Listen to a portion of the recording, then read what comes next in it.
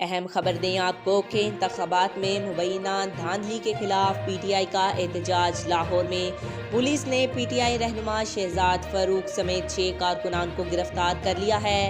इंतखाबात में मुबैना धांधली के खिलाफ पीटीआई का एहतजाज जारी था, जबकि लाहौर में पुलिस ने पीटीआई रहनुमा शहजाद फारूक समेत 6 कारकुनानों को गिरफ्तार कर लिया।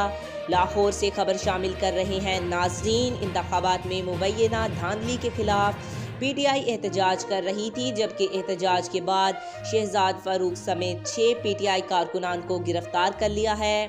पीटीआई रहनुमा शहजाद फारूक इनको गिरफ्तार कर लिया गया है और इनके साथ 6 कारकुनानों को मजीद गिरफ्तार किया गया है। मनाजिर भी आपको स्क्रीन पर दिखा रहे हैं। जो दीगर कारकुनान थे वो भी वीडियोस बना रहे हैं, पिक्चर्स भी ली जा रही हैं। मीडिया भी वहाँ पे मौजूद है, क्योंकि इंतखाबात में मुबैना धांधली के खिलाफ पीटीआई आज एहतजाज कर रही थी और पुलिस की जानिब से पुलिस ने पीटीआई रहनुमा शहजाद फारूक समेत 6 कारकुनान को गिरफ्तार कर लिया है।